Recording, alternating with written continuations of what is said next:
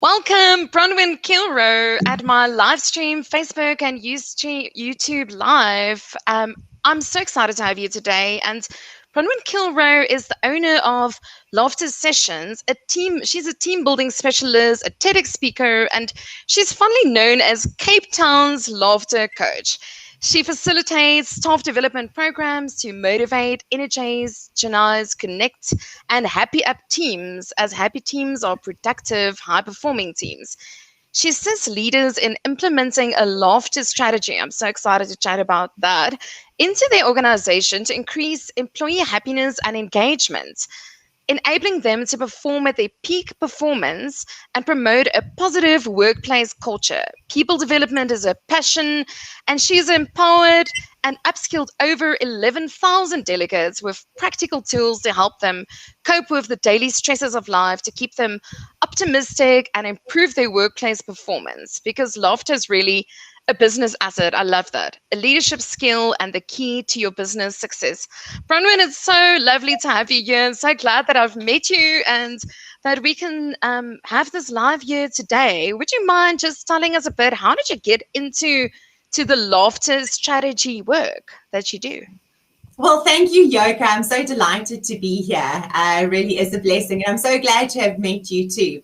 Well, that is the question I get asked all the time when I say I'm a laughter coach. I first get a what coach, and then I have to say a ho, ho, ha, ha, ha coach. How it all began, I come from a film and television background. So I interviewed Dr. Kataria from India, who is the founder of Laughter Sessions.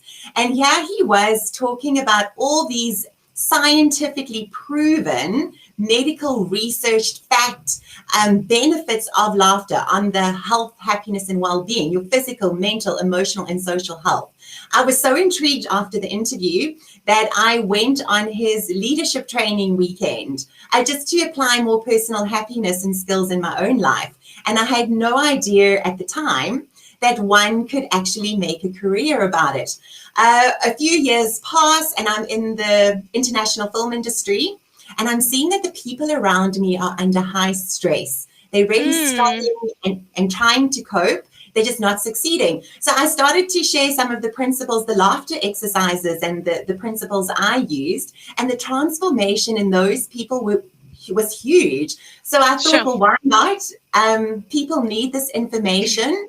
Let me try. So I did it part-time, and the rest, as they say, is her story. So yeah, 10 years later, here I am. So amazing. So you actually come from the film industry. I didn't even know there's a film and television industry. And what is quite profound is that's probably a really stressful industry to be in. So did you notice any staff engagement issues there while you were working in that environment? You don't have to talk out, but just a little bit. I think it is a high pressure industry. Absolutely. You're sort of working 24/7 because you need to get deadlines. So it's about deadlines. There it really teaches you resilience, which is the key skill according to the LinkedIn research report for 2021. What everybody needs to learn currently is resilience, just ability to bounce back, and because it is such a high pressure situation. And definitely the skills, the laughter skills, a lot of people don't know that laughter and stress are opposite. There's a fun fact for you. So the reason we laugh so little is because we're under too much stress. So the more we're stressing, the more we should be laughing to reduce the adrenaline and cortisol in our body. So it's all these little skills that I want to teach to people. It's like the how to reduce stress, how to get happier, how to feel good. That's amazing. And I'm sure you've probably been following some of the stats regarding stress ever since this last year. And I know that the stress levels have really just gone up. I've heard scary stories about lifelines, hotlines being completely inundated with phone calls. And I know that, mental health is becoming such a big topic ever since Harry and Meghan's interview with Oprah. Even she was talking about her mental health issues. And I saw so many of the articles. Now people are just including the various hotlines that are available to say, even if your real family won't pay for you, you can use this phone number to speak to someone. But I Uh, think it's actually highlighted a cool thing to say. It's not a taboo. And are you finding, are you, is there a way to actually measure the stress of clients? And Yoka, I'm so glad you brought that up. Mental health, everyone's mental health is under significant strain in the pandemic. Uh, People are really suffering. It's causing low productivity, morale in corporate companies, and it's really real. And I just want to say, if people are going through that, if you are fearful, anxious, depressed, and down and worried about the future, please don't worry, because you're not alone. We're living in such unpredictable, unprecedented times. However, there is help available. And if you are Yes. feeling like that, please reach out, phone, lifeline, speak to a friend. I've actually created a positivity booster, a 15-day mental health challenge, because Oh, at the start, wow. at the start of lockdown, I got so many calls saying, Bronwyn, please help me. Is there any tools or skills they can do? I think because people just don't know how to. So how to keep positive in the face of so much negativity, how to see the good in situation. And there are tools out there. In the course, I found that a lot of people, I asked them, what are you doing to cope with stress? And they said nothing. They're not using the tools. So there are the tools out there, and that's what I try to teach, because I believe if people knew more, they would do more. I was doing a conflict management training this week, and we were talking about breaking state, and that's what laughter also does, I believe. But I was saying to them, if something triggers you and something upsets you, so whether you're hungry, you're tired, whatever is happening with your senses, you can decide to stay there, and it can become a negative meaning. Can become your mood, or it can become your attitude, prolong, or you can break state. So I was giving them ideas, and we were talking about things like breathing techniques, and just having a hot or a cold beverage, or getting your heart rate up, or going for a run or a walk, and then some NLP techniques where you actually like stepping outside and getting a mentor in and talking to yourself as if you're Michelle Obama, Oprah, or someone that you respect, and how you can actually talk yourself down and calm yourself down in that situation. So I think that's very adapt to what you're talking about. So Bronwyn, many years ago, I got very interested. I was attending a course. I was actually working for Oxford Publishers, and I was at a positive psychology exhibition. And there were all of these industrial psychologists there, like from Sassel and all of these places. And I said to the one guy, "So, what does positive psychology mean?" And he said to me, "Well, he highly advises me to get a book of Martin Seligman, who's the kind of like the father of positive psychology." Do you have a definition or a way of explaining positive psychology? Yeah, sure. I think the mind is very powerful. What you fill the mind with comes out in our daily actions. So if you can retrain the way the brain views situations. So Wayne Dyer talks about this, and I think this sums up positive psychology. When you change the way you look at things, the things you look at change. That's amazing. Have you That's heard of that? amazing. And I think Yeah. that's the nutshell of positive psychology. But here's the key: how to. People don't know how to change. That's why I loved all those skills that you mentioned just now. If you're having a bad day, exercise, go and have a nice cup of tea, neuro-linguistic program, beautiful, absolutely, all practical how-to skills, fabulous, Yoka, absolutely. If more and more people need to know that. And And then even journaling. Even journaling. So that's I was talking of a lady that I was interviewing, an actress. You would absolutely love her, and she was speaking about she acted in the Revlon Girl, which is a highly emotional piece, and she was playing the lead of this makeup artist that goes and visits the ladies in Abergvan, which is a little town. It was actually in The Crown. The story was in there. It really happened, where this entire town's school was wiped out. by a mining tip that collapsed. So this makeup artist goes and visits all of the mothers, and tries to like cheer them up, but they're like in such a dark and deep place. So my question to her was, how did you manage to go into that emotional state 4 times a day for more than a month and still be mentally okay? What did you have to do? And she was talking about basics: exercise, healthy food, lots of water, lots of sleep, journaling, hyper focus. So when you actually have techniques, and I think with your specific programs, it can actually equip people to to rather get into a better place. So what is a laughter strategy? You've once said to me that is something that you specifically focus on in your work of teams. Yeah, I think the core of a laughter strategy comes from the premise that happy employees are productive, high-performing, engaged employees.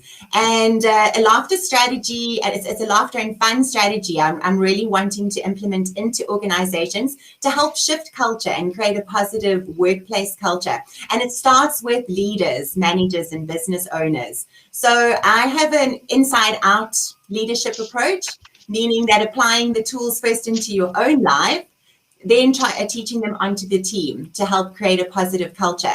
So now, because happy employees are productive employees, and as Richard Branson says, take care of your employees and they'll take care of your business. And I love what he says: clients do not come first. Your employees come first. Take care of them and they'll take care of the clients.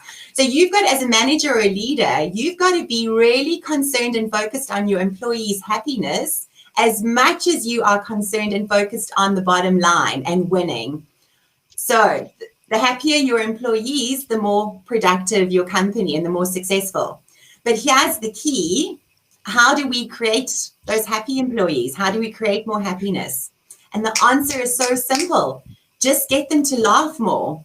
Laughter, research shows laughter instantly makes you feel good and happy. It triggers all your happy hormones, your endorphins, your serotonin, your dopamine.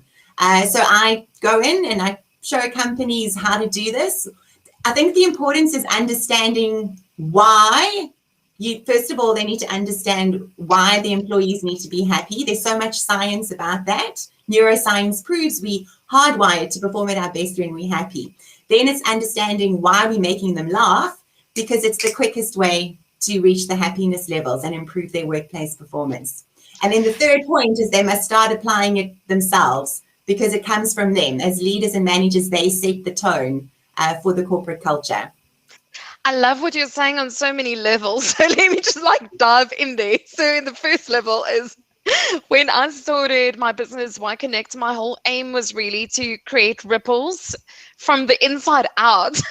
And I've always felt that besides leaders, there's also leaders without a title. There are also influencers in a business that, if you can start making a difference in one person, and that's what you see with systems thinking, automatically it shifts and impacts everyone around them. So if you've done work with the leadership team and they start implementing it already, their entire vibe and aura and energy is going to be completely different.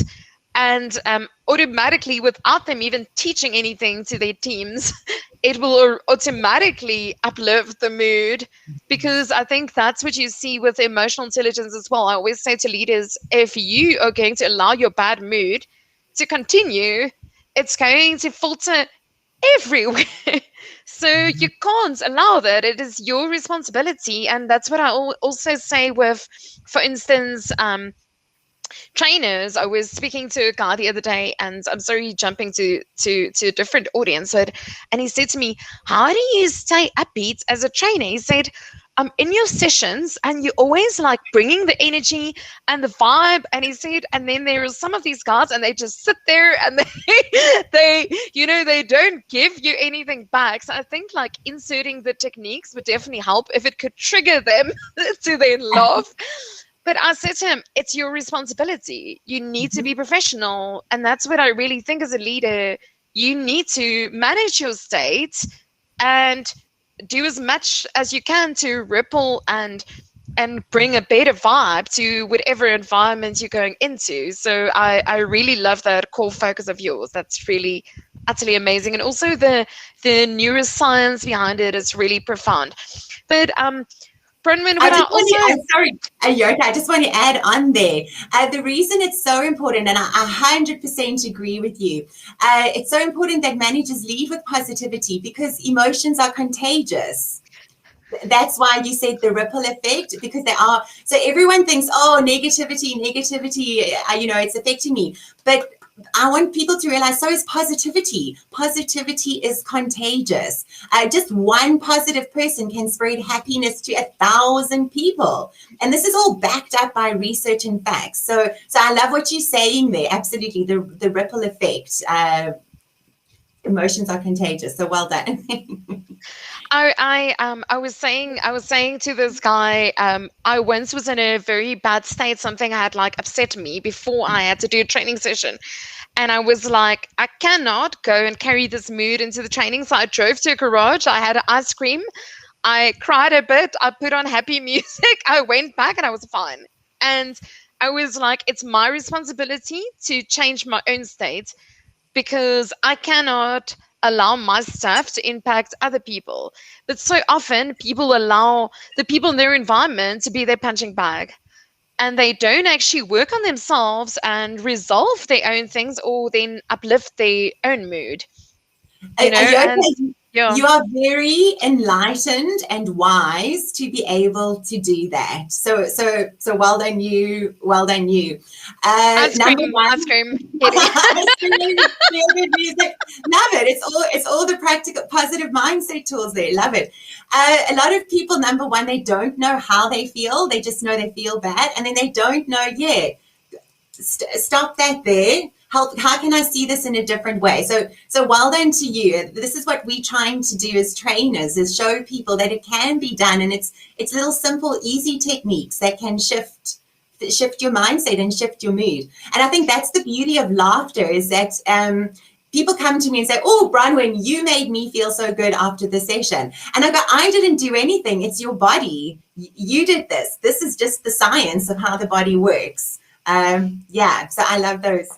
That's amazing. So, when you're talking about the science of how the body works, often when I talk about public speaking, we would refer to Amy Cuddy's work, which has to do with the power poses that actually changes your biology just by the way that you're standing. Yeah. So I'd love you. Is there any way you could elaborate a little bit more on the science of laughter? Well, this fact is probably one of the most interesting scientific facts you've probably ever heard in your life. I don't know if you know this. Did you know that the body cannot distinguish between pretend simulated laughter and real, genuine laughter?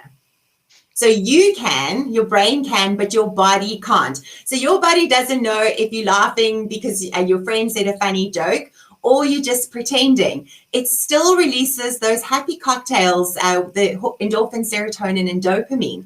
So when I heard this on my training, I went, wow, why don't more people know about this? And that was the trigger for me to become a laughter coach. So in a session or a workshop, that's why we have the saying, fake it till we make it.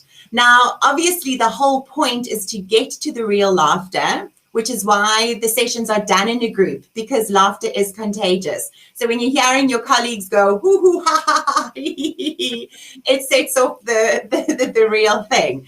And that is such a powerful fact. So that's what the whole premise is. If you don't feel like laughing, pretend. And I show business teams simulated laughter exercises and show them how easy it is to pretend laugh. And perhaps just now we can do a little pretend session, and you'll feel the feel-good chemicals, how good you feel afterwards. Definitely. Why don't you show us a technique? Okay, so one of the things I do, because we have been talking about mental health and mental stress, is it's called mental floss.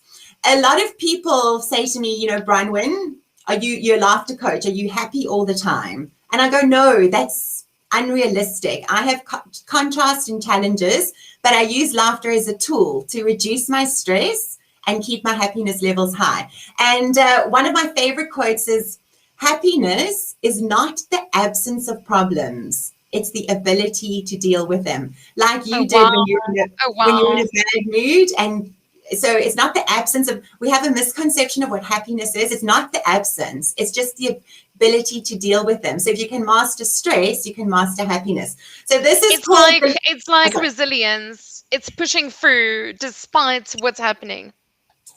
absolutely. So this, I use this technique a lot. If I'm having a bad day, this will also help. So after your ice cream and your feel good music, try and listen. So it's called mental floss. You know, like dental floss to clean your teeth. This is just to floss out any thoughts of stress or worry. Okay. So we're just going to pretend, and it's still going to release the happy cocktail of endorphin, serotonin, and dopamine. So let's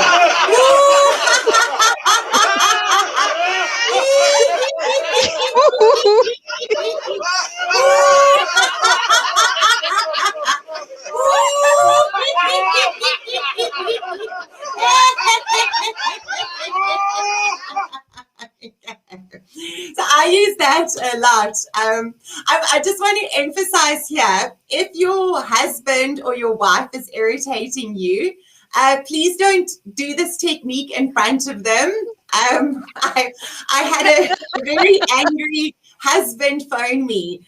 His wife came to my workshop and she loved the mental floss. So he was complaining about the supper she had cooked. And she just stood in front of him going, ooh, ha, ha, ha, ha. So he was on the phone. What have you done to my wife? So now I do stress, please go somewhere quiet and then reapproach someone. But it's a great technique to do. Sure.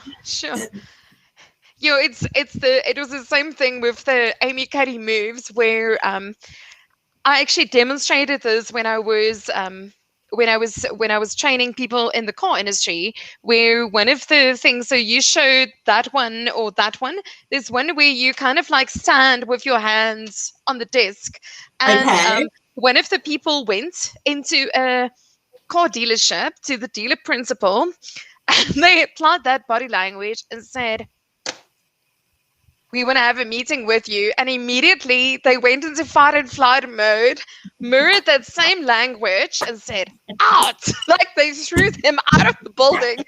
So when you do power poses, I now notice when people are very arrogant, they sit like this. Yes. I don't know if you've seen this. Like, it's so bad. So actually, we have a comment from a fellow coach, Jareth, saying that is contagious. So well done to you. Nice to have you here, Jareth. And she's also one of the circular coaches, by the way. Oh, so awesome. You've recently joined the app as well. Hey, Bronwyn. Yes, I'm very excited about that. I think it's a fabulous initiative. Making coaching available for everybody, which is what we as facilitators and trainers are trying to do. So I'm very excited. Yeah. So thanks so much for teaching us that technique. I also wanted to ask you, do you have any mentors that inspire you? Any books that you would encourage people to read? Absolutely. So firstly, I just want to say that it is possible to be successful and be positive and be happy. So a lot of people go, oh, positive. Being positive in a negative situation is not naive. It's called leadership. And one of my mentors and dearest friend is Margaret Hirsch. She's the the owner of all the Hirsch's home stores, all the appliance stores as well. Yes, yeah. Okay. An absolutely phenomenal, amazing woman. She really cares about her employees' happiness. She upskills them. She's super positive. She's so funny. She brings laughter into all of her engagements. And she really is just like an incredible, phenomenal woman. And the reason I admire her so much is that you can still be successful. You can be positive. You can be kind. And you can be nice to people. And it's just all of those sort of core values that I respect, and that you can lead with positivity, and be successful, be hugely successful. So, because and I'm going to stress here that being positive doesn't mean that you don't face moments of negativity and doubt. Being positive means just you believing in yourself so that you can continue to rise above the situation. And laughter is the key to doing that. It connects you with people, it builds relationships. And if you've been to Margaret's speeches at all, she does keynote speeches, She she always she even has the people. dances. She's even like dancing, getting everyone to go So crazy. she uses all the positive psychology tools. She gets Oh her staff wow. using To get her is standing ovation. She gets every at the start of a speech. and you see, So she always gets them laughing, because after laughter is the height of listening. So oh wow. it's a Oh very wow. great for facilitators, get your teams laughing and they'll start listening. I think that's really great because on a Wednesday, when I was with this team on conflict, we were speaking so much about listening. And listening is one of the most underrated skills, and it's a skill that people really need to learn on so many levels, and we can always go so much deeper. I wanted to refer to something, one of the case studies that was actually in that book on positive psychology that I recently reread of Morten Seligman's was they actually had a group of nuns, and they actually monitored how many of those people, what was their life expectancy in terms of like actually looking at reviewing their photos and the people that lived longer, so they were in the same living conditions, they didn't have any sexual activity, very few illnesses, same nutrition, same level of exercise, and they were just reviewing their photos. The people that had genuine smiles on their photos lived almost 30 years longer than those who didn't.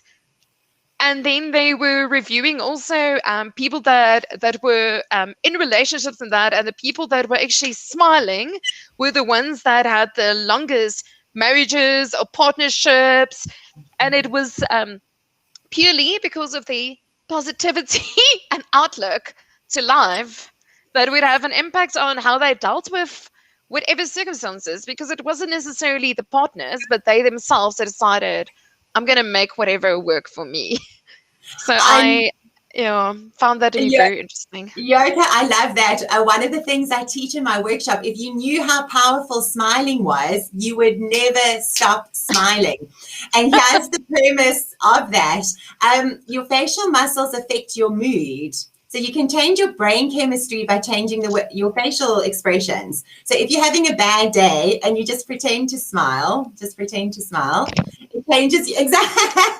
I get my teams to do that, and then it tricks their brain to smile. Neuroscience, isn't that interesting? They did a study. Yeah, it's an interesting one. They showed people a whole lot of photos, and they asked them to try not to smile, but they showed them photos of people smiling.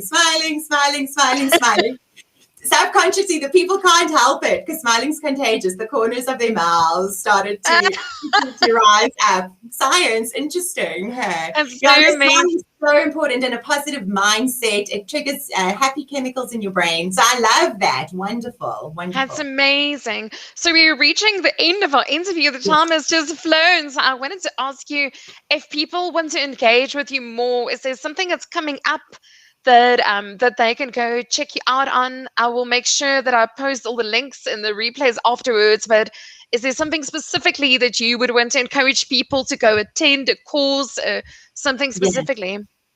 So because we've been talking a lot on mental health, I'm doing a webinar at the Cape Chamber of Commerce on the 17th of April, and I'm talking about the importance of health has become the new wealth, and it's really important as leaders to focus on the health and the happiness of your employees. So I'll be covering that in a lot more detail and how they can apply that into their employee well-being program. And that's on the premise of the 15-day mental health program. Which I do for teams. You see, the key is it's great to have like a once-off session and feel good. What's really important is habit creating.